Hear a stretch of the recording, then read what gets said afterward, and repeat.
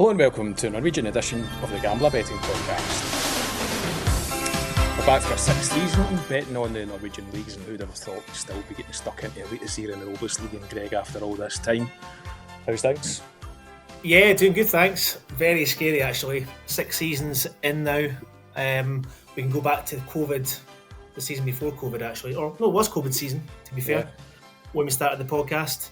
So, yeah, still here, 5 seasons on, and very excited to see the return of our beloved Eliteserien and OBOS-Ligaen, but more importantly, Division 2 and Division 3. I thought you were going to say, more importantly, David Weatherston. We couldn't do it without David over Norway. Norwegian football expert, but also officially a Norwegian citizen now, David. Yep, that's right. Been using my passport. I've been cutting those lines in the EU zone. It's been great. Looking forward to another season. Obviously, we got a nice wee taste of live football last year together in Drammen, since God's hitting Shide. So that was a nice wee taster for us all, and put us in the mood to go again for a new season. Yeah, we'll maybe try and squeeze another visit in, Greg. What do you think? Can we afford it? Well, next season maybe. Yeah, and to be fair, Shide promoted to OBOS-Ligaen, David. So there's talk about the big centre half being a big hit in OBOS-Ligaen. He was Greg's favourite player. He was horrendous. We'll touch upon that very shortly, actually. They're away to Odd on their first match, so we'll touch upon that very shortly. Yeah, we don't have many, if any, tips this week, Greg. This is really just us setting the scene, I suppose, for the season that starts this Friday. Eliteserien gets underway this weekend, so plenty to look forward to, but it's just really to kind of pick David's brains, I suppose, over what happened last season, what's happened over the break between last season and this season, and what we can look forward to in the coming months. Yeah, definitely. I think going through the fixtures for the weekend, as you say, always tough on the opening week, but quite a lot to cover. We'll run through how last season got on, who were the hitters and losers last season, who went down, who came up. We'll speak about some of the sides who we expected to do well, who didn't do well, and vice versa. And also we'll be keen to get David's thoughts on any managerial changes, transfer updates. And of course, it would be rude if we didn't touch upon the mighty Bodo Glimt's European adventure. Yeah, we might as well start at Glimt, David. Champion last year again, 4th time in 5 years. And I suppose they're building a really sustained period of dominance in Norwegian football at the moment. Yeah, I mean, they crawled over the line last year in the end. It looked like they were going to run away with the league with 10 games to go, but they really made a bit of a meal of it, and it was just Brann losing the second last game of the season that gave Bodo Glimt the lead again, and they managed to secure their 4th title in 5 years, which is obviously really impressive. They had never won any titles before that first one. So just Bodo Glimt, obviously they have a very short winter. Essentially they have a couple of weeks off, and then they go training and prepare for the Europa League, and really looking forward to watching that. Just on them as well, they were actually playing tonight in the Cup, the first round of the Cup. They won 8-0 against Stranda, and a hat-trick for Mikael Bro Hansen, born in 2009. So there's something to make you feel nice and straight away. I'll tell you what, David, for Bodo to come back after a really short break, knockout, one qualify for the knockouts, knockout 20, then knockout Olympiacos, whose season was well in mid-flight by that point.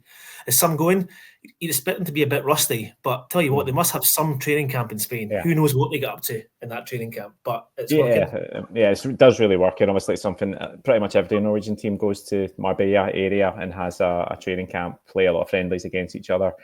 And for Glimt, it's just worked out fantastically, and it's really set them up nicely for the start of the season. It's a nice wee primer for them to get themselves ready for the first game, which is a trip to New Boys Brine. Yeah.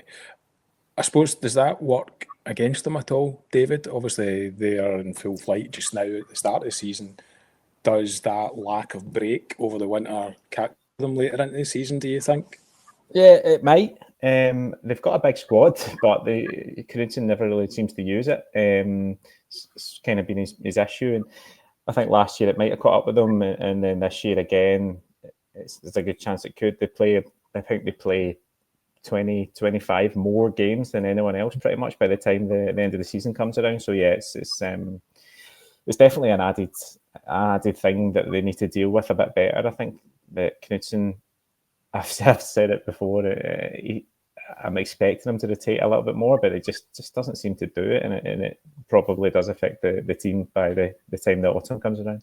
I guess financially, David, as well, having obviously sold some players as well over the last 3 or 4 seasons, plus the money they're raking in through the Europa League, really does bridge a gap between them and the rest of the league financially, doesn't it? Yeah, it does. It's huge. It's made a massive difference. I mean, they've gone from being one of the kind of mid-table clubs when it comes to finances to now pretty much having the biggest, maybe not the highest wage bill in the league, but definitely competing with Rosenborg and Molde in that sense. And then that's for a small town like Bodo to have a football team that's by far the best team in Norway at the moment and competing in Europe is really impressive for what he's done in the 6-7 years that he's been the manager. Yeah, really exciting times for Glimt. I noticed I was kind of trying to find out some transfer information, David. I noticed that they picked off Ole Didrik Blomberg from Brann for around €1 million or so. Yeah, to be fair, but there's not been that much going on in Bodo this winter. They've not lost anyone really who was an important part of the team from last year. Zinkernagel came in on loan in the summer and he didn't really do as well as we kind of hoped. He's gone. But apart from that, to be honest, they've not really lost anyone who was an important part of the team. So they've just kind of added a couple here and there to improve the squad. And yeah, Blomberg from Brann is the main one. He's the new right winger who'll have a part to play. It's an interesting one because Glimt come up against low blocks a lot, and Blomberg's a bit of a pressing machine. He's an absolute workhorse, and he's not really a technical player. So it's interesting to see how it will work for them in the league.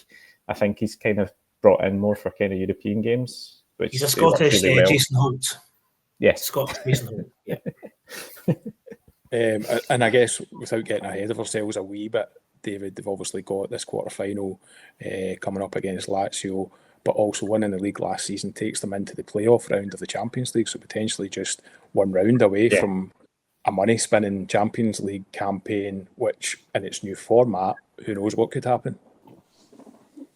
Yeah, so Glimt will go into the Champions League this August or September, whatever it is, and they'll be in that champions side of the draw. So yeah, they'll be up against a team from Croatia or a team from Serbia or a team from that kind of level who are also champions. And you've got to fancy Glimt to at some point get it done and get into the group stages of the Champions League, which would be massive for them financially and put them in a great position in domestic football with the finances that come with it. It must be they go, David, on a Rosenborg sort of streak of what I think Rosenborg won 14 in a row. But that said, Rosenborg haven't finished in the top 2 in the last 6 seasons. Where do you think they're sitting for this season coming? Yeah, I mean, obviously Rosenborg in the sort of late 90s were just on a different level to most of the clubs financially and player-wise.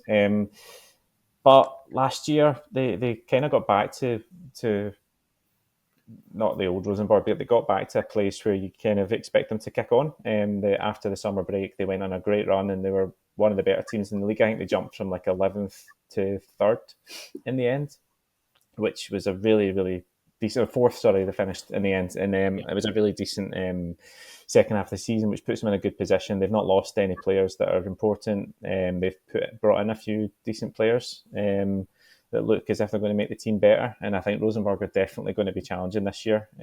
Probably not good enough to beat Glimt over the season, but I think them and Brann are probably your 2 best challengers for Glimt this year.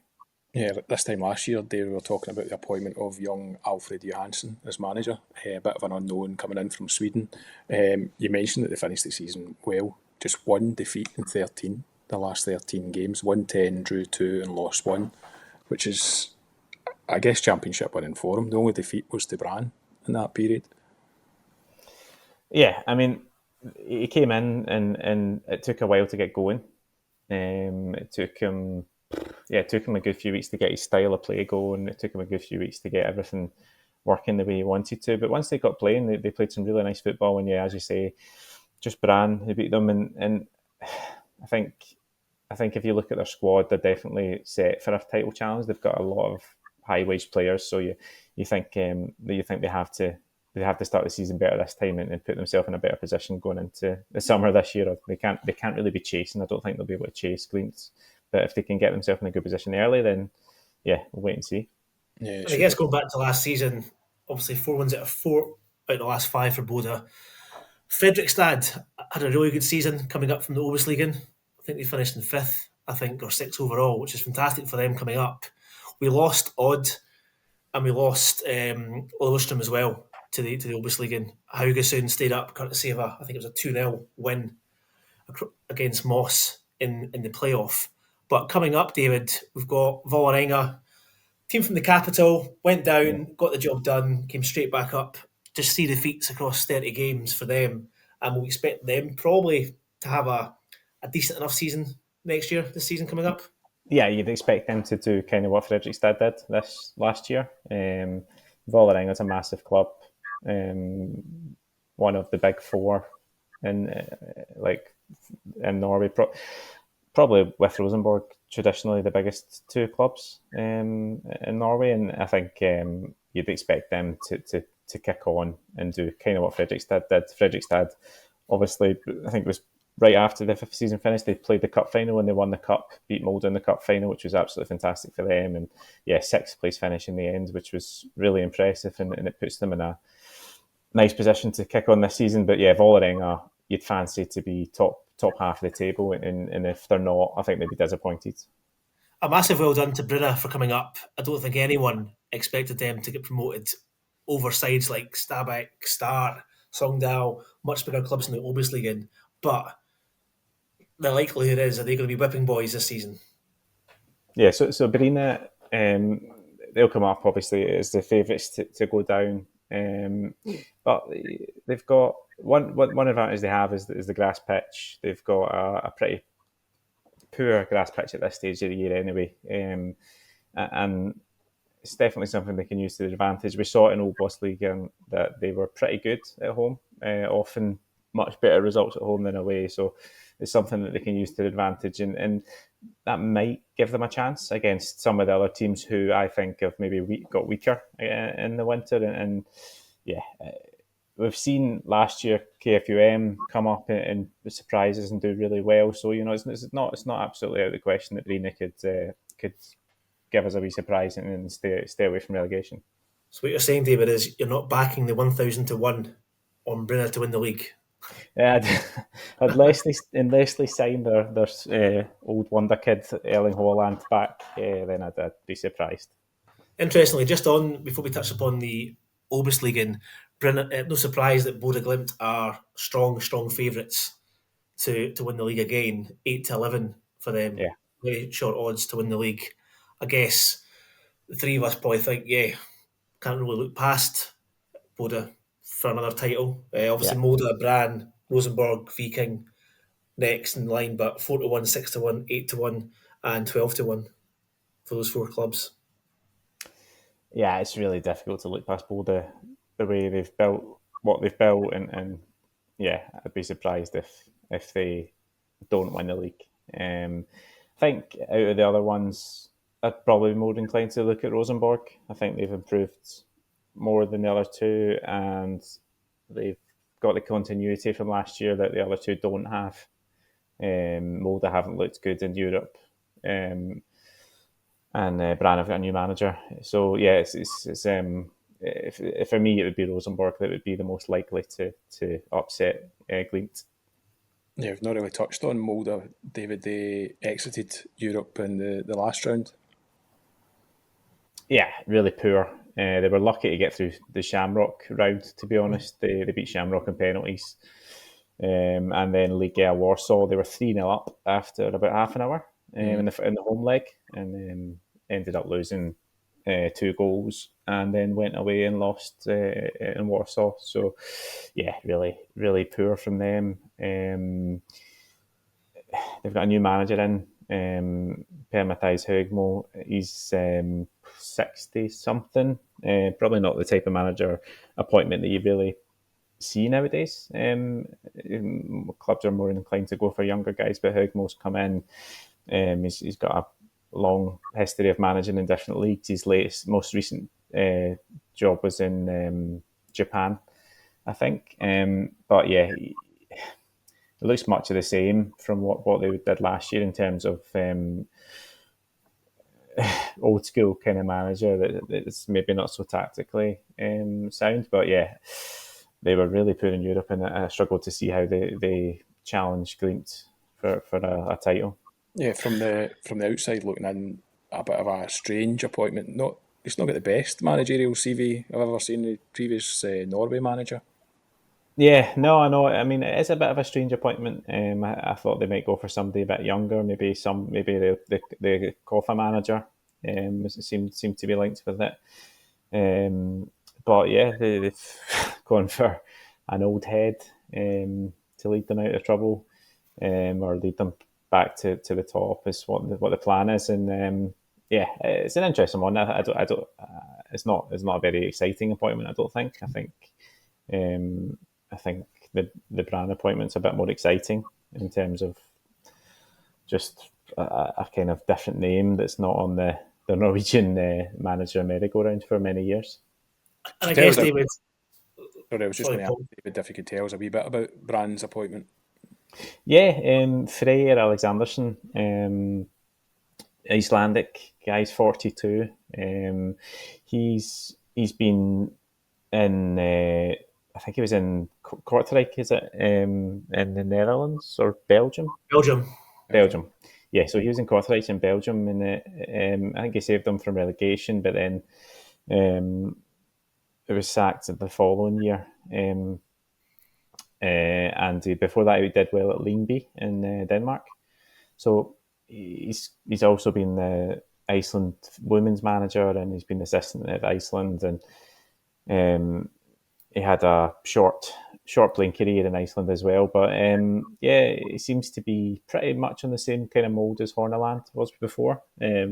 Should play a pretty similar system, 4-3-3 with high press and corners. I think we can expect something quite similar from Brand this year. They've not had a huge turnover of personnel either. So I think if you look at their squad as well, they should be quite similar to last year. And I guess last season it's kind of difficult because we got interrupted by the Euros. There was also a further break in the Norwegian season last year, so it was a bit stop-start. And I guess from a betting perspective, the first 4 seasons in Norway we absolutely smashed. But I must admit, last season was tough from a betting perspective for us across the Eliteserien anyway, and we'll touch upon the OBOS-Ligaen as well. But from a betting view, it was a tough season in Norway. I think Divisions 2 and Divisions 3 we did really well, and I think again the approach this year, hopefully a bit of normality in the top 2 leagues. I'm sure there will be, but definitely lots of opportunity in Divisions 2 and 3.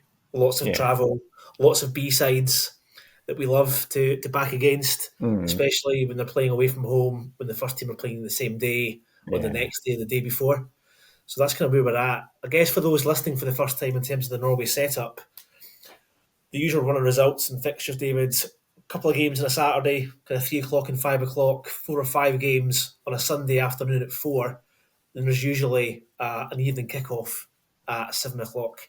Is that the same setup this season? Yeah, it'll be similar this year. I think you'll get OBOS games on the Monday as well, quite often. Well, that's kick-off this Monday, all aboard the 31st of March, 6 o'clock. And this in second and third division, the games are kind of just spread out the whole weekend, fitted in to different places. But yeah, I think last year was the first year we'd really properly concentrated on talking about it and looking at it. And it obviously paid off for you with some big winners, and it's quite often that's where you find the value. Just huge prices completely out of nowhere for teams that you'd fancy to win. So yeah, I think that's something you'll definitely be concentrating on this year, and rightly so. It's definitely where the advantage lies against especially on Sundays and Mondays. Mondays in particular are when the B sides tend to play. Yeah. So we're very much going to be focused on that this season. Yeah, and there's a lot of B-sides in this kind of third division and second division. There's a lot of them. There seems to be more and more. I think it's a really good opportunity for young players to play against men, and I think a lot of the second teams understand that. So yeah, I think there's. And the great thing is as well, we get team news for these matches too, which is great. Yeah. So we can share that on the channel, which we have been doing for the last couple of seasons, which is great news to understand that B-sides literally full of 15 and 16-year-olds playing against a real established men's team again, essentially. Yeah, and that's something that happens often. Like pretty much every week, you'll get second teams playing with essentially kids against men and getting absolutely hammered. Now, the OBOS-Ligaen used to be every Monday, and sadly last season they changed that, which was devastating. Really enjoyed my OBOS-Ligaen Mondays, all 8 games being played at 6 o'clock at night. Last season kind of split across Saturdays and Sundays, so we might get 4 games. Once we get into a flow, might be 4 games on a Saturday and 4 games on a Sunday. But to start off with, though, the first few rounds all tend to be played in the same day and at the same time. Yeah, I'm not sure. I've not really been keeping up with it, but I think it's just this first round that's Monday, and then they'll go back to mostly Saturday. So those games will mostly be on Saturday, and then maybe one on Sunday. So it's unfortunately you don't get that big Monday 5 or 6 o'clock, whatever it was. It used to be a really good one, but yeah, unfortunately that's just probably this weekend and maybe some special weekends around Easter and stuff. You'll get the occasional full fixture list on a Monday. Yeah, and even better news, Greg, is that David, I think, is still on paternity leave, so that team news should be coming thick and fast from Norway for it. Absolutely. His Sundays and Mondays are now fully established. He's got a pen and paper at hand. Yeah, I'm on paternity leave until the middle of August, so expect good quality work until then. Excellent. Look forward to it. That's a selling point in its own right, really. You're on paternity leave. Just a wee bit of housekeeping before we move on to OBOS-Ligaen, David. There was some debate over VAR in Norway, Eliteserien, and they had a vote on whether it should stay or not. Yeah, so basically what happened was that the club body or the club association had a vote, and they voted to get rid of VAR. So they sent that vote to the National Football Federation to say, we as a body, and that's for the top 2 leagues, have voted that we don't want VAR as a majority. And so the NFF have to decide what they want to do with that. And what they did with it is that they took it to a vote to all the clubs, essentially 400 clubs or whatever it is in the whole of Norway who vote on it.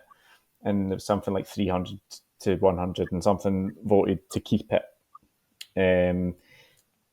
I mean, I don't know the politics around why a club in the 5th division or 4th division would want to keep VAR, but there's definitely room for a bit of... But negotiating? Yes, I would have thought that might be the case. So yeah, basically the VAR is here to stay. It's a huge talking point. Obviously, a lot of fans really, really dislike it. We had a game abandoned last year because of this protest around it. Glimt supporters are very unhappy about their club voting to keep it. So there's a huge problem up there between the fans and the club because their supporters are really against it. But it's really interesting, David, because there's been more outcry in Norway about VAR than a lot of other leagues. I don't recall any games in the Scottish Premiership being abandoned because Kilmarnock fans are throwing tennis balls into the pitch. No, that hasn't happened in Scotland. No, it was a really regular occurrence last year as well. The tennis balls, it went really far. Obviously, at Rosenborg, Lillestrøm was the game that was abandoned. With both fans coordinated it that one set would throw balls and then they would get cleared up, and then the other set would throw balls and they'd get cleared up, and then the ref was just like, "Nah, it's whatever. We'll call it off." And I think I think we can expect some more protests this year. Definitely, I think the fans are really unhappy about it, and rightfully so. Like the VAR in Norway is terrible. Like there's like 6 cameras or something. The angles for the offside things are hopeless. There's obviously no communication like everywhere else, and we don't even have goal line technology. Like there was a goal in, I think it was Glimt against 20 in the European game up in Aspmyra. It was given by the goal line technology because Glimt have to have it for Europe, and it was just over the line. But to the naked eye and to all the cameras that they had in the stadium, it didn't really look it. So it wouldn't have been given with VAR. It wouldn't have been given. But then with goal line technology, it's given. So they don't even have that in Norway, which is something that is a big bugbear because that should be first before subjective decisions that come with VAR. So it's definitely going to be another issue this year. And have they given any assurances that they're going to invest further in the technology, or is it going to stay the way it is? No, I think the assurances are that yes, they will invest in trying to improve the technology and improve the way they use it. But what we can do though is have a super nap, send David to the match. If it's losing, just pile on those tennis balls, David. We'll pay for the tennis balls. Okay, we'll get some predictions from you, David, for the season ahead before we wrap up. Greg, we're going to touch on OBOS-Ligaen. You've already mentioned that it was Odd and Lillestrøm that went down. David, I suppose, are we expecting those teams to bounce back up or have a strong season down there? Yeah, I think so. I think Lillestrøm will go in as favourites. They have got a new manager. They've taken the Sandefjord manager off them to Lillestrøm, and I think they will be rightfully the favourites. 5-4 favourites they are. Yeah. So Odd.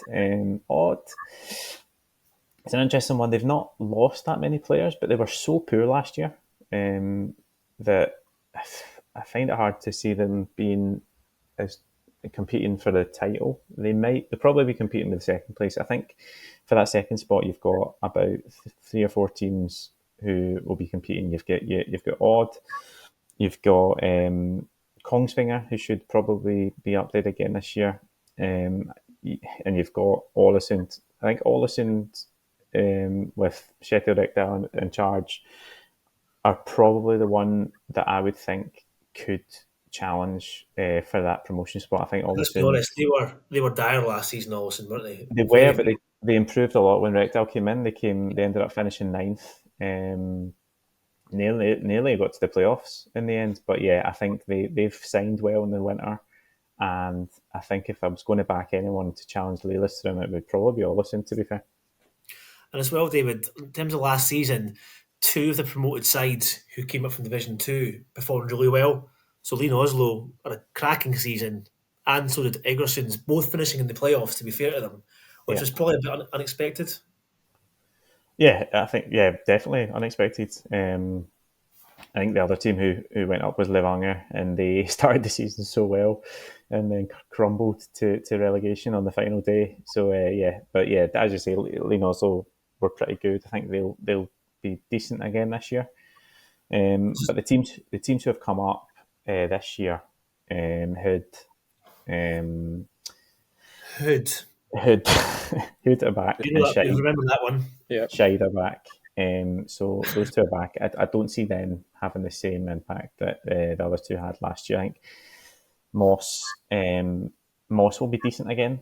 They should do pretty well, and Lyn Oslo should do pretty well. But I don't see the 2 promoted teams this year, Hood and Shide, doing quite as well. I think they'll struggle.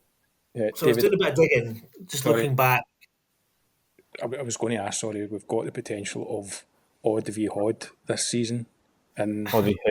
OBOS-Ligaen. So why is Hood, but Odd isn't Hood? Because the O in Hod is not an O, it's an E. It's a Hood. We are here to educate, David. Yeah, that's fine. And one change we're making on the podcast this season is from next week, we're going to perform the podcast fully in Norwegian. So I'm looking forward to that. And my internet's going to be working better next week as well, hopefully. So. I look forward to both of those things. Sorry, Greg, you were going to say. Yeah, Joe, just in last season, I wanted to do a little bit of digging to try and support my thoughts that last season was really tough in the OBOS-Ligaen. a lot of sides who just kind of cancelled each other out. Other than Vålerenga, there wasn't really anyone standing out. Obviously, Brunei done really well, but looking through last season, only 3 clubs won more than half their matches, which over a 30 leagues game season isn't a lot. So last season, only 4 clubs won more than 13 matches last season. If you compare that to the previous 3 or 4 seasons, 5, 7, and 8 over the last 3 seasons won 14 or more matches. So it was definitely a season where a lot of teams cancelled each other out, and it was a lot of draws. There wasn't really anyone other than the top 2 performing really that well. So hopefully this season we see a bit of a shift in the poorer teams being poor, which is great, but hopefully we've got a lot more consistency. And that was the biggest thing last season, was the consistency. Clubs couldn't go on a run of 3 or 4 wins. It was very, very much stop-start last season. So hopefully we see a return to the 2021, 22, 23, 23 season, sorry. Yeah, we kind of shied away a wee bit from OBOS-Ligaen last season. Yeah, we ended up leaving it. We pretty much kind of started off, got to the summertime, went, do you know what, it's not really happening. We'd probably lost quite a lot of points in the OBOS-Ligaen last season, which is unheard of because the previous 4 seasons we'd won so much betting on that league. And I guess as well, that kind of put our focus into the Divisions 2 and 3. Yeah. But hoping for a return to normality this season. Yeah, I know we don't have any tips as such for the podcast, but you did mention that you'd be looking at the Odd v Shide game this weekend, Greg. Well, just having seen Shide in the flesh, fairly confident all 3 of us could get a game. Maybe the bench for you, Paul. Yeah. But I think Odd coming down, as David said, they were terrible last season. They're favourites to kind of go up, well, second favourites to go up this season. Not so much based on Odd's ability, but more on Shide, who will probably have the lowest budget in the league. I don't think they'll have made much in the way of changes this season. And for 3-5 for Odd at home, first game of the season in front of their own fans, looks a fairly safe-ish home on the Aker. So at the moment, that's probably one thing I'm looking at in terms of probably doubling that up with someone.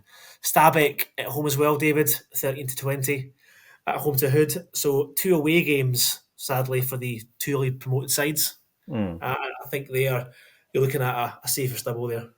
Yeah, I think Odd looked really good this weekend. Yeah, I have to agree. I think they've not really lost any important players. One or two have left, but you look through their squad and it's still pretty strong. And for this level, they'll definitely be expected to easily put away Shide at home.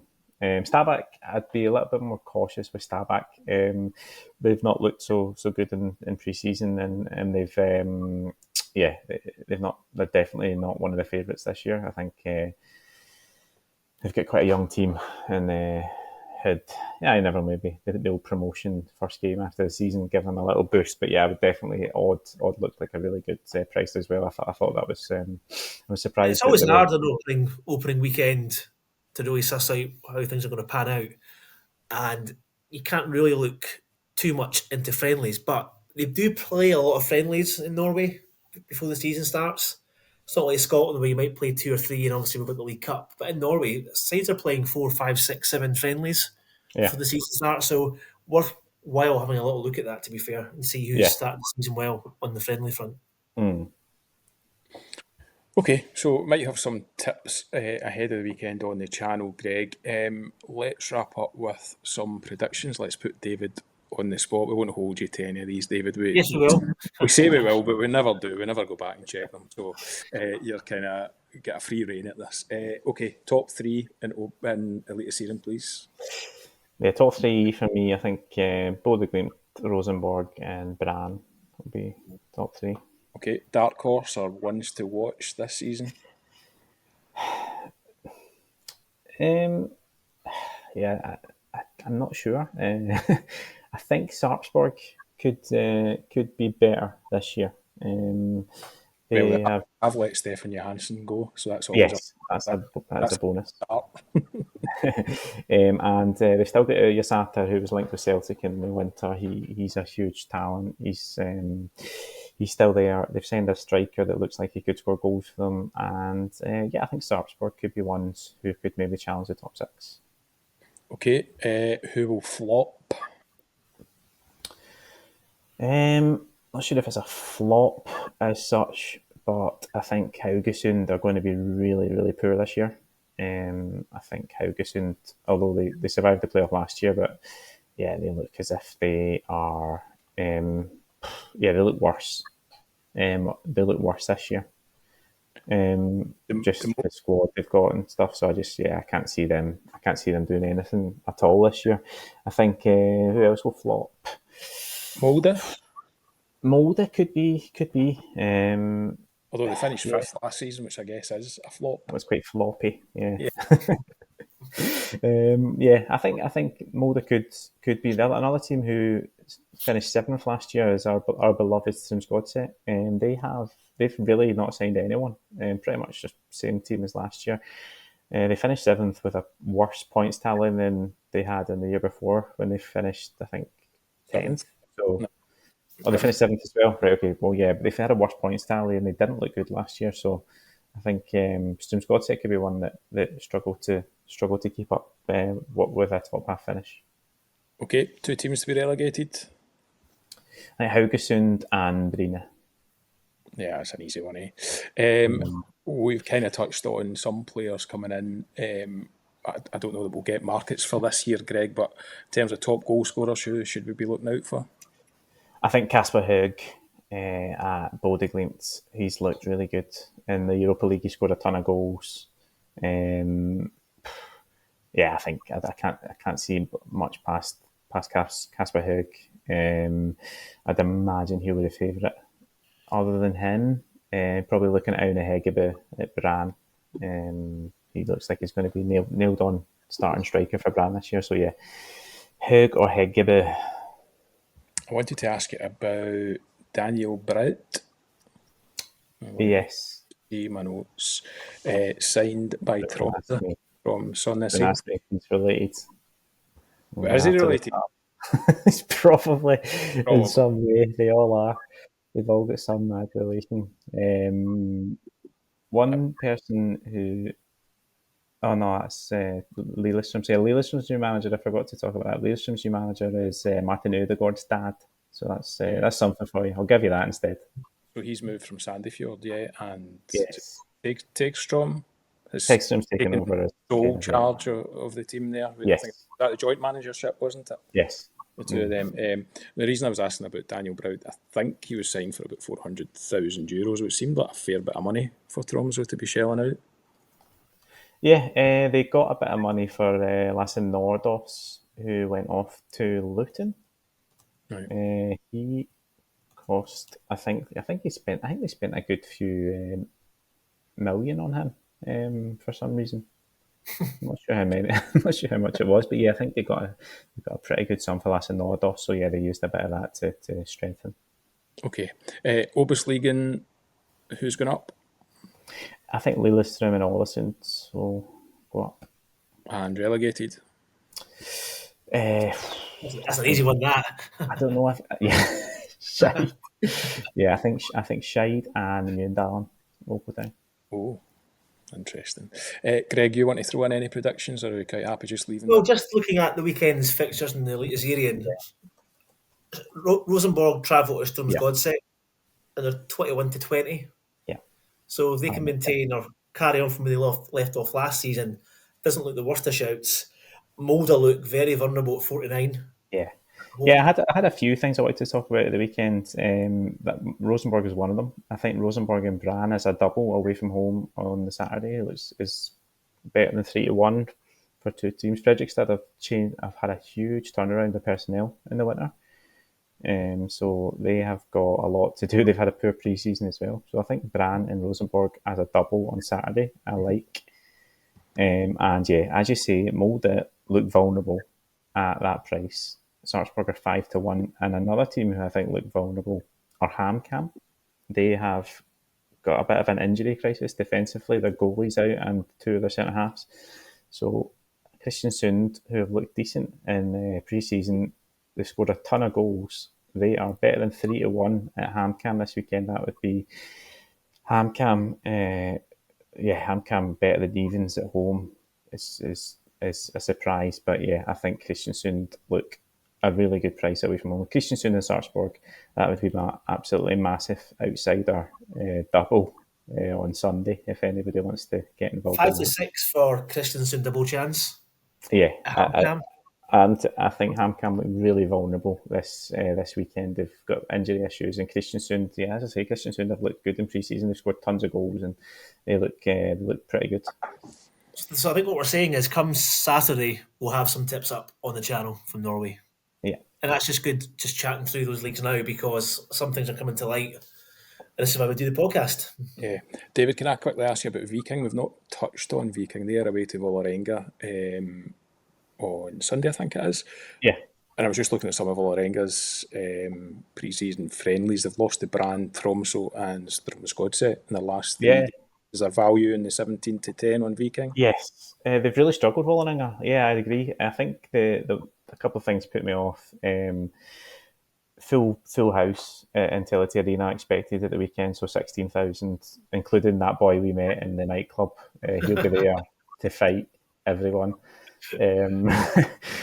Also, I think Viking signed a young goalie, or a goalie from Leeds called Kristoffer Claassen, who was was it Vålerenga goalie, and he went to Leeds, and he's back, and he was a big goalie signing this, and he's injured, he's broken his leg, and also they lost their best centre-half and their best striker, both went to Derby.